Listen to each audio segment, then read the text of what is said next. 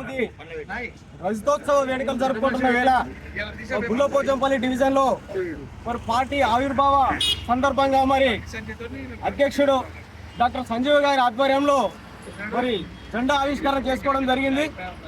ఈనాటికి ఒక ప్రత్యేకత ఉంది. ఆనాటి సమైక్య రాష్ట్రంలో తెలంగాణ అనే పదాన్ని ఉచ్చరించడానికి వీలైనటువంటి పరిస్థితుల నుంచి ఈనాడు తెలంగాణని చెప్పుకోకపోతే బతుకులేనటువంటి పరిస్థితులు తీసుకొచ్చినటువంటి ఘనత మన కేసీఆర్ గారిది. కేవలం 60-70 సంవత్సరాలు మరి ఆంధ్ర పాలకుల చేతుల్లో చితికి వేసారిపోయినటువంటి తెలంగాణ బతుకులు ఈనాడు అభివృద్ధి దిశగా దేశంలోనే మొదటి స్థానంలో ఉన్నదంటే అది కేవలం మన కేసీఆర్ గారి ఘనత అనేది చెప్పక తప్పదు. ఇంతమంది కేసీఆర్ గారిని నాడు విమర్శిస్తున్నా కానీ కేసీఆర్ గారు చేసినటువంటి ఘనత ప్రజల మనసుల్లో లోపల అతుక్కుపోయింది. ఆయన చిహ్నాలని చెరిపేస్తానని చెప్తున్నటువంటి మూర్ఖులు ఎప్పటికి కూడా మనసులో ఉన్నటువంటి కేసీఆర్ గారి ఆనవాలని చిహ్నాలను చెరిపేటువంటి ప్రయత్నం జరగదు అని ఈ సందర్భంగా మేము తెలియజేస్తా ఉన్నాం. టీఆర్ఎస్ పార్టీ 2001లో ఏర్పాటు చేసినప్పుడు కేవలం ఈ పార్టీకి ఒక కార్యాలయాన్ని కూడా ఏర్పాటు చేసినప్పుడు ఆనాడు సమైక్య రాష్ట్ర ముఖ్యమంత్రి చంద్రబాబు నాయుడు గారు చేయడం జరిగింది.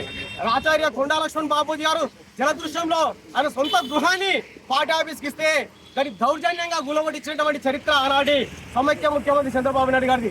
అలాంటి పరిస్థితుల నుండి ఈనాడు తెలంగాణలో మళ్ళీ పార్టీని పునర్వైభవం తీసుకురావడానికి చేస్తున్నటువంటి కుటిల రాజకీయ నీతిలో భాగంగానే ఈనాడు టీఆర్ఎస్ పార్టీని బీఆర్ఎస్ గా మార్చినా కూడా దాన్ని ముక్కలు చేసి చెక్కలుగా చేసి మళ్ళీ ఆంధ్ర పాలకుల చేతులు తీసుకోవడానికి ప్రయత్నాలు జరుగుతూ ఉన్నాయి. అలాంటి ప్రయత్నాల నుండి మరి తెలంగాణ కాపాడుకోవాల్సిన బాధ్యత ప్రతి ఒక్క తెలంగాణ కార్యకర్త పైన ప్రతి ఒక్క బీఆర్ఎస్ కార్యకర్త పైన ఉందని ఈ సందర్భంగా తెలియజేస్తా ఉన్నాను. ఈనాడు రజతోత్సవాలు జరుపుకుంటున్నాం తెలంగాణలో అంటే అది కేసీఆర్ గారి ఘనత, కేటీఆర్ గారి ఘనత, హరీష్ రావు గారి ఘనత. ఈ త్రిముఖ డ్యాం లేనట్టయితే ఈనాడు తెలంగాణ ఆగమైపోతుంది. ఈ ముగ్గురు త్రిమూర్తుల్లాగా మన తెలంగాణను కాపాడుతూ ఈనాడు అభివృద్ధి దశలో తీసుకొచ్చారు.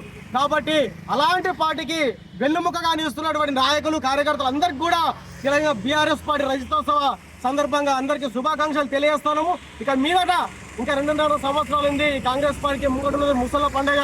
ఎందుకంటే 10 సంవత్సరాల బీఆర్ఎస్ పాలన కేసీఆర్ గారి పాలన చూసిన తర్వాత ఒకసారి మార్పు అనుకున్న ప్రజలు కూడా ఓటేసి మోసపోయినటువంటి పరిస్థితి. ఈనాడు మార్పు ఏం జరిగిందో చూసాం. నీళ్లు పోయినాయి, నిధులు పోయినాయి, నియామకాలు పోయినాయి, 24 గంటల కరెంటు పోయింది, రైతు బంధు పోయింది, రైతు బీమా పోయింది, కేసీఆర్ కిట్ పోయింది అని చెప్పుకోవడం చాలా పథకాలు ఉన్నాయి. సంక్షేమ పథకాలు అన్నిటికీ కూడా నీరు గార్చినటువంటి కాంగ్రెస్ ప్రభుత్వాన్ని 1000 అడుగుల లోతులో పొందబెట్టాల్సిన పరిస్థితి ఈనాడు బీఆర్ఎస్ కార్యకర్తల పైన ఉంది. ఒక్కొక్క బీఆర్ఎస్ కార్యకర్త ఒక్కొక్క సైనికుల వలె ఈ 2.5 సంవత్సరాలు పోరాటం చేయాలి. ఈ పోరాట ఫలితంగా నెక్స్ట్ వచ్చే ఎన్నికల్లో మన కేసీఆర్ గారిని మళ్ళీ మన ముఖ్యమంత్రిగా చూడాల్సిన బాధ్యత ఉంది. ఇదంతా కూడా కేవలం ఒక బీఆర్ఎస్ కార్యకర్తల కోరిక కాదు, ఈనాడు యావత్ తెలంగాణ ప్రజల కోరిక. కాబట్టి ఆ కోరిక తీర్చాలంటే మనందరం కూడా ఒక వీర సైనికుల వల్ల 2.5 సంవత్సరాలు కష్టపడి పనిచేసి మన బీఆర్ఎస్ పార్టీని అధికారం తీసుకురావాలని కోరుతా ఉన్నాం.